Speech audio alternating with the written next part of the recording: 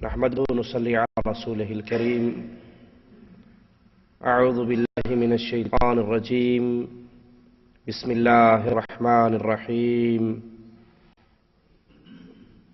قل هو الله أحد الله الصمد لم يلد ولم يولد ولم يكن له كفوا أحد.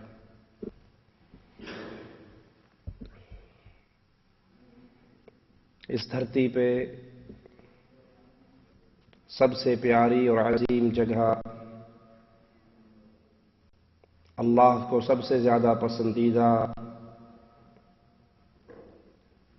جہاں پر اللہ کی عبادت ہوتی ہے، مسجدیں کائنات کی سب سے پیاری جگہیں اور اللہ کی محبوب جگہیں ہیں، کیونکہ مسجد مرکز ہدایت ہے، مسجد نور توحید کا چمکتا ہوا مینارہ ہے۔ مسجد میں آنے سے مخلوق کا تعلق اپنے خالق سے جڑتا ہے۔ مسجد میں آ کر انسان اپنے اللہ کے سامنے رکوع و سجود کر کے مالک کو راضی کرتا ہے۔ قرآن حکیم بیان فرماتا ہے، ان اول بیت وضع للناس، سب سے پہلا گھر عبادت کا جو لوگوں کے لیے بنایا گیا، للذی ببکۃ مبارکا وہدی للعالمین، جو مکہ مکرمہ میں ہے اور وہ تمام جہانوں کے لیے، انسانوں کے لیے، جہان والوں کے لیے ہدایت کا سبب ہے۔ لوگ اس کی طرف اپنا چہرہ کرتے ہیں، لوگ بیت اللہ میں جا کر بیت اللہ کا طواف کر کے مسجد حرام میں نماز پڑھ کے ایک نماز کے بدلے میں 1,00,000 نماز کا ثواب پاتے ہیں۔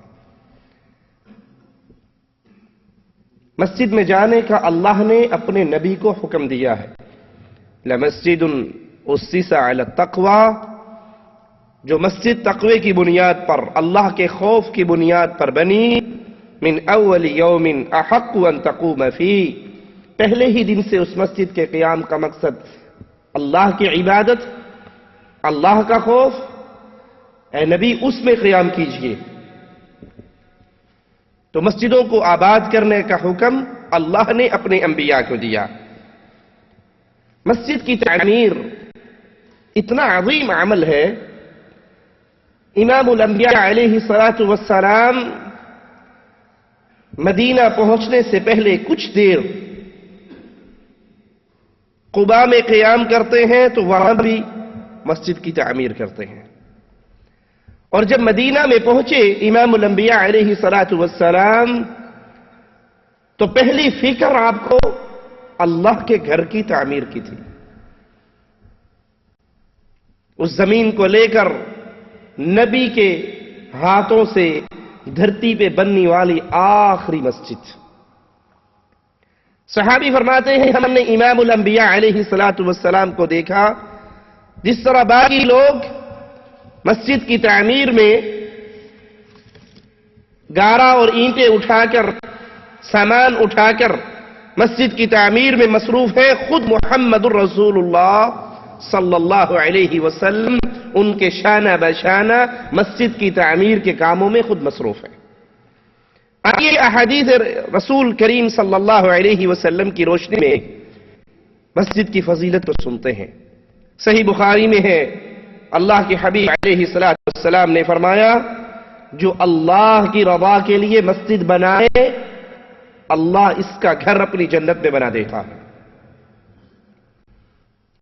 وہ اپنی استطاعت کے مطابق بھلے چھوٹی سی مسجد بھی بنائے، بھلے چھوٹی سے چھوٹی مسجد بھی بنائے، جو اس کی طاقت ہے، جتنی اس کی استطاعت ہے، اگر وہ کچی اینٹوں سے بھی اللہ کا گھر بنا دیتا ہے، مالک اس کے لیے موتیوں کا محل بنا دیتا۔ ابن ماجہ میں ہے، امام الانبیاء علیہ السلام فرماتے ہیں، مومن کے مرنے کے بعد کی کیفیت، جب انسان مر جاتا ہے اس کے اعمال کاٹ دیے جاتے ہیں سوائے چند اعمال کے اس کا ثواب مرنے کے بعد بھی جاری رہتا ہے۔ ان اعمال میں سے ایک عمل اللہ کے لیے مسجد بنانا ہے۔ جو مسجد بناتا ہے مر گیا، جب تک اس مسجد میں نماز پڑھی جائے گی، اللہ کے کلام کی آواز بلند ہوگی، اللہ کا ذکر ہوگا، یہ مرکز توحید بن کر اہل شرک کی ہدایت کا سبب بنے گا۔ جب تک یہ مسجد آباد رہے گی، مرنے والا مر چکا ہے لیکن اس کا ثواب اس کے رجسٹر میں چڑھتا رہے گا۔ مسجد تمام جگہوں میں اللہ کو سب سے زیادہ پسندیدہ ہے۔ صحیح مسلم کے اندر یہ حدیث موجود ہے۔ مسجد میں آ کر نماز ادا کی جائے، تنہا نماز پڑھنے سے 25 یا 27 درجے اللہ اس کو زیادہ اجر عطا فرماتا ہے۔ صحیح مسلم میں ہے، مساجد اللہ کے گھر ہے۔ اس حدیث پہ غور کیجئے گا۔ امام الانبیاء فرماتے ہیں مساجد اللہ کے گھر ہیں۔ اللہ کے لیے اعلی مثال سمجھانے کے لیے عرض کرتا ہوں، کوئی آپ کے گھر کا خیال رکھے، آپ کو اس پڑوسی پر پیار آئے گا نا کہ اللہ نے مجھے بڑا پیارا پڑوسی دیا ہے، میں باہر بھی ہوں تو میرا پڑوسی میرے گھر کا ایسے خیال رکھتا ہے جیسے اس کا اپنا گھر ہو، کسی کو میرے گھر کی خرابی کی اجازت نہیں دیتا۔ آپ کا دل اس پڑوسی سے بڑا خوش رہے گا، اس دوست سے بڑا خوش رہے گا جو آپ کے گھر کا خیال رکھے اور جو آپ کے گھر کی خرابی میں لگا رہے، جو آپ کے گھر کی بربادی کی پلاننگ کرتا رہے، آپ کے دل میں بھی اس کے لیے شدید نفرت اور بغض رہے گا۔ اللہ کے لیے اعلی مثال غور کیجئے، یہ مساجد اللہ کے گھر ہیں۔ اب اللہ کے گھر کو جو آباد کرے، اللہ کے گھر کی آبادی کی پلاننگ میں لگا رہے، اللہ کے گھر کو مزین کرنے، خوشبودار رکھنے، صاف ستھرا رکھنے، پیارا رکھنے میں لگا رہے، جس کا دل اللہ کے گھر سے لگا رہے گا، اس بندے کی شان اللہ کے مقام میں، اللہ کے ہاں کتنی بلند ہوگی۔ اور جو اللہ کی مساجد کو، اللہ کے گھر کو توڑنے کی فکر میں رہے، برباد کرنے کی فکر میں رہے، اس کا امن خراب کرنے کی فکر میں رہے، اس کی صفائی اور ستھرائی کو بربادی کی طرف سوچتا رہے، وہ اللہ کے گھر کا دشمن بن رہا ہے، تو مالک اس کے ہاں اس کا مقام اور اس کے لیے عذاب کی کون سی کیفیت ہوگی۔ صحیح بخاری میں ہے، امام الانبیاء علیہ الصلوۃ والسلام فرماتے ہیں، قیامت کے دن میدان حشر میں جب کوئی سایہ نہ ہوگا سوائے اللہ کے عرش کے سائے کے، کچھ خوش نصیب ایسے ہوں گے جن کو اللہ اپنے عرش کے سائے کے نیچے جگہ دے گا۔ اللہ، ہم تیرے فقراء تیرے گھر میں بیٹھ کے تجھ سے سوال کرتے ہیں، اللہ ہمیں ان خوش نصیبوں میں شامل فرمانا جن کو حشر میں تیرے عرش کا سایہ نصیب ہوگا۔ ان میں ایک خوش نصیب وہ ہے جس کا دل اللہ کی مسجدوں سے لگا ہوا ہو،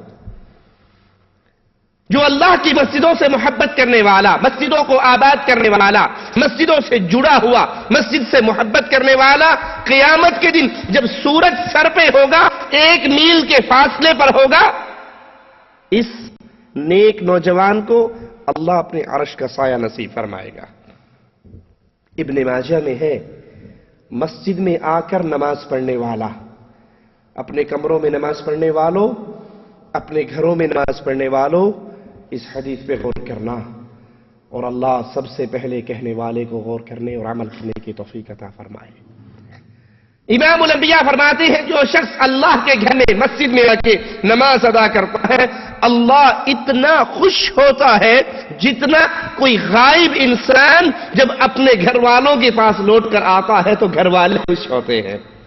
کسی کا بھائی گم جائے، کسی کا باپ گم جائے، کسی کا بیٹا گم جائے، وہ غائب ہو جائے، جب وہ واپس اپنے گھر میں آ جائے، گھر والوں کی خوشی کی کیا کیفیت ہوگی۔ اللہ کے لیے اعلی مثال، مالک مسجد میں آ کر نماز پڑھنے والے سے ایسے خوش ہوتا ہے جیسے غائب اپنے گھر لوٹ آئے تو گھر والے اس سے خوش ہوتے ہیں۔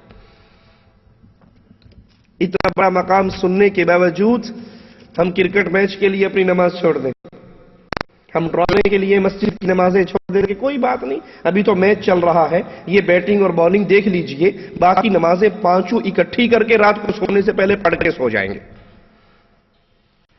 مسجد اتنی بابرکت جگہ ہے کہ رسول کریم صلی اللہ علیہ وسلم اپنے گھر میں گھر کے کام کاج میں مشغول ہوتے. مومنوں کی ماں سیدہ عائشہ رضی اللہ تعالی عنہا فرماتی ہیں جو ہی مسجد سے اذان بلند ہوتی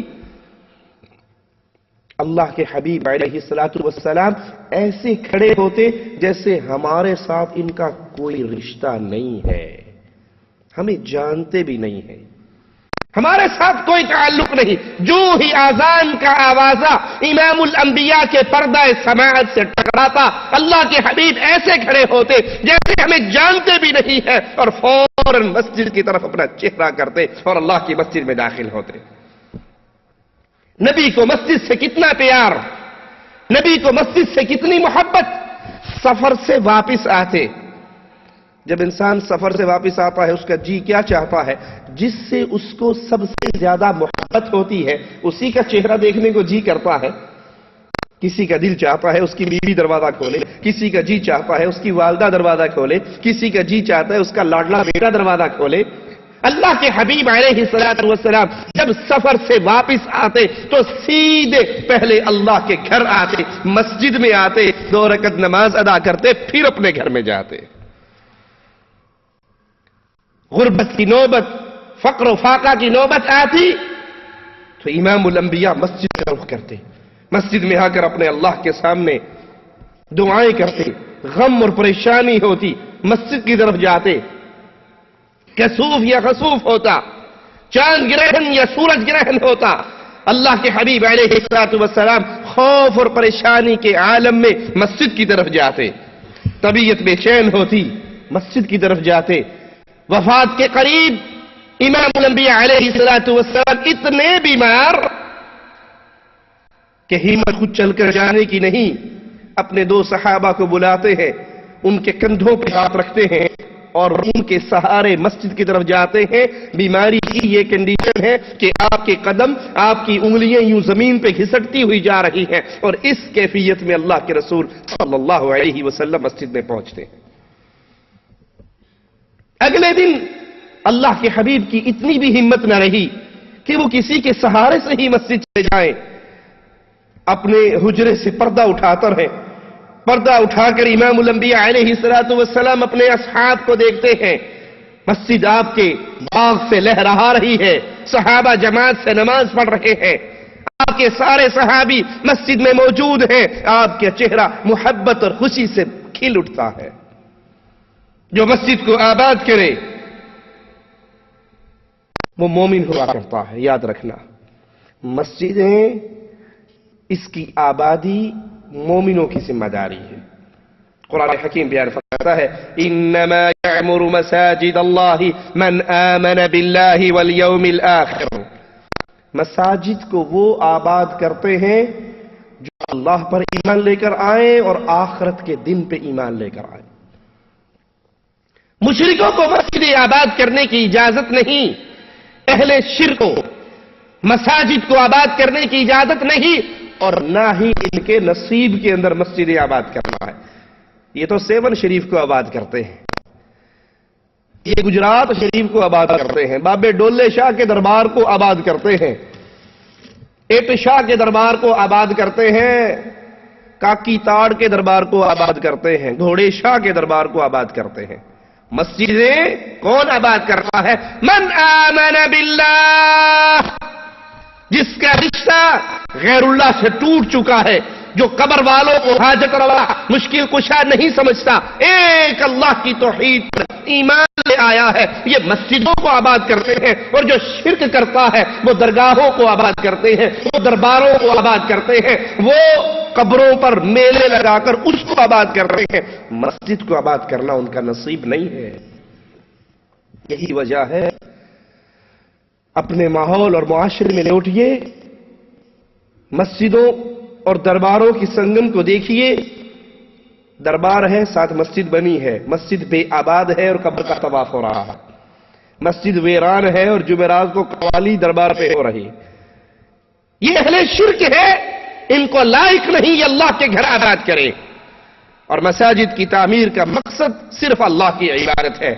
وَأَنَّ الْمَسَاجِدَ لِلَّهِ فلا تدعوا مع اللہ احدا، یہ مسجدیں اللہ کی ہیں، اللہ کی عبادت کی جگہ ہیں. فلا تدعوا مع اللہ احدا، ان مسجدوں میں اللہ کے علاوہ کسی اور کو مت پکارو. مسجد